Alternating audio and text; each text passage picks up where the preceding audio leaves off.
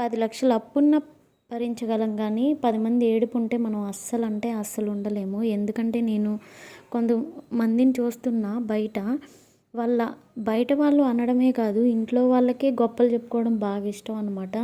మా అబ్బాయి ఇంత సంపాదిస్తాడు, మా అమ్మాయి ఇంత సంపాదిస్తది అని ఇలా చెప్పుకుంటూ వాళ్ళు ఫారెన్‌లో ఉన్నారు, అక్కడున్నారు, ఇక్కడున్నారు ఇలా చెప్పుకోవడంలోనే సరిపోయిద్ది. అమ్మ తల్లులారా, మీరు మీ కొడుకులు గానీ, కూతుర్లు గానీ ఎవరైనా మంచి పొజిషన్‌లో ఉంటే దయచేసి గొప్పలైతే చెప్పొద్దు. అట్లా గొప్పలు తల్లి దిష్టి తగులుతది అని జెప్పేసి అంటారు మన పెద్దవాళ్ళు. సో, నువ్వే గొప్పలు ఒక నలుగురికి చెప్పుకుంటుంటే ఇంట్లో ఉన్న విషయాలన్నీ నువ్వు బయట అందరితో చెప్పుకుంటా ఉంటే ఇంక నీ పిల్లలు ఏం బాగుపడతారు? వాళ్ళు అసలు నీ వల్లే ముందు వాళ్ళందరికీ అవన్నీ తగులుతూ ఉంటాయి. అసలు వాళ్ళకి కలిసే రాదు.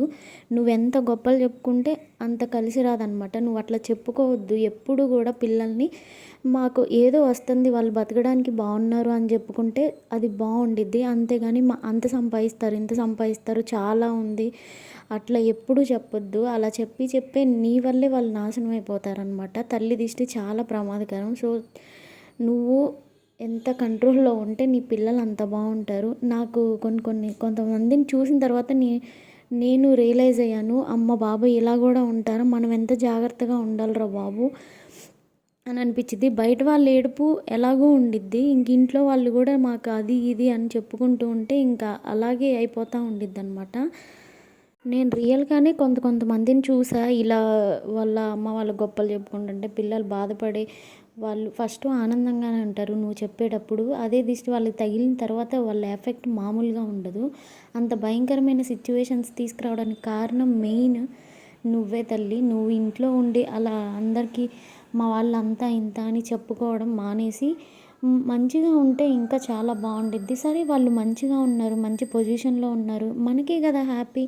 నువ్వు అలా చెప్పుకోవడం వల్ల వాళ్ళకి ఏదన్నా తగులుతుంది అంటే అప్పుడు ఏం చేస్తావు?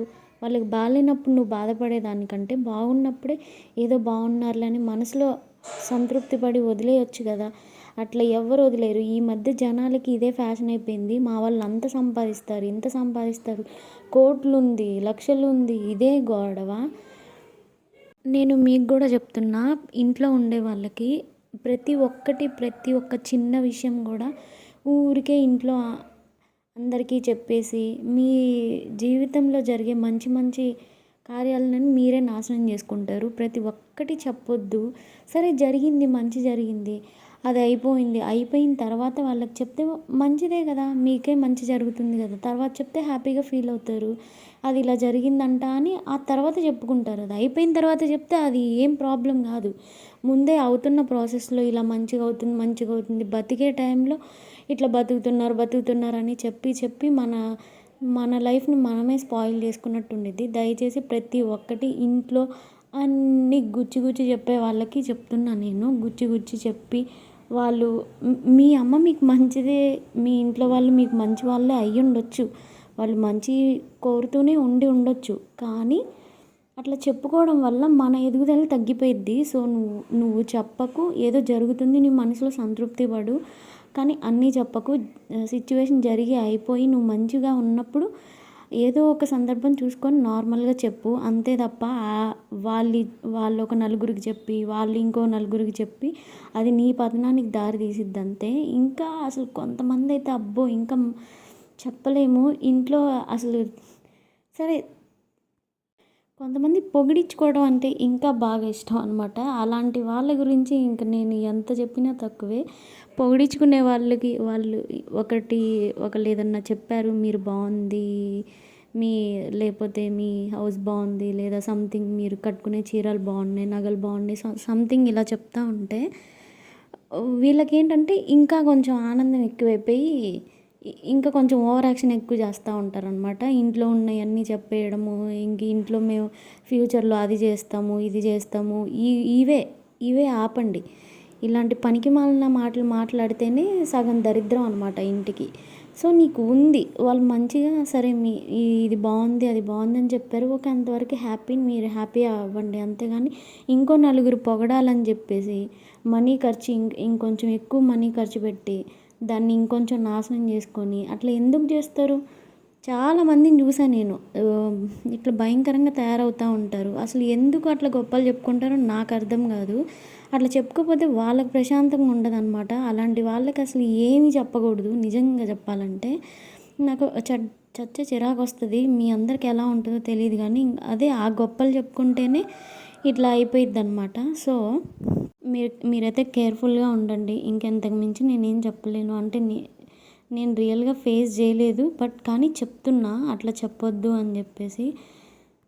నువ్వు మంచి పొజిషన్‌లో ఉంటే నీ దగ్గరకు 10 మంది వస్తారు. కానీ అదే నువ్వు బ్యాడ్ పొజిషన్‌లో ఉండి చూడు, ఒక్కడు కూడా పిలిచి ఒక్క పూట అన్నం కూడా పెట్టడు. అలాంటి సిట్యుయేషన్స్‌లో మనం బతుకుతున్నాము ఇప్పుడున్న రోజుల్లో. సో, చాలా అంటే చాలా జాగ్రత్తగా ఉండాలి. ఒక 10 మందికి చెప్పడం గానీ, ఏ పని చేసినా ఒక నలుగురికి గొప్పలు చెప్పడం గానీ ఇట్లాంటివి చేయొద్దు. జాగ్రత్తగా ఉండాలి. ఇది కలియుగం. ఇదేం మనం ఎక్కడో లేము. మనం దైవభక్తితో కూడా ఉండము. దేవుడేమన్నా హెల్ప్ చేస్తాడా అంటే ముందు నువ్వు ఆయన్ని జాగ్రత్తగా ముందు అసలు దండమే పెట్టము మనం. ఇంకా ఆయన నిన్నెక్కడ జాగ్రత్తగా చూస్తాడు? ఎందుకు చూడాలి? నేను అదే అడుగుతాను. నువ్వు చేసుకునేవన్నీ నువ్వు చేసుకుంటున్నావు. ఆయన నిన్నేం చేయట్లేదు. చేయాల్సిన పనులన్నీ నువ్వు చేసి దేవుడా నువ్వెందుకు నాకు ఈ కష్టం ఇచ్చాడంటే ఆయన ఏం చేయలేడు. ఎవ్వరు ఏం చేయలేదు. నువ్వే చేసుకున్నావు. సో, ఇంకంతే. జాగ్రత్త, జాగ్రత్త, జాగ్రత్త ఇంకంతే. ఓకే ఫ్రెండ్స్, నేను మళ్ళీ నెక్స్ట్ వీడియోలో కలుస్తాను. అంతవరకు మన ఛానల్ని చూసే వాళ్ళు ఎవరైనా ఉంటే సబ్స్క్రైబ్ చేయని వాళ్ళు ఎవరైనా ఉంటే సబ్స్క్రైబ్ చేయండి, లైక్ చేయండి. And thank you so much అందరికీ. And bye. అందరూ ఉంటా.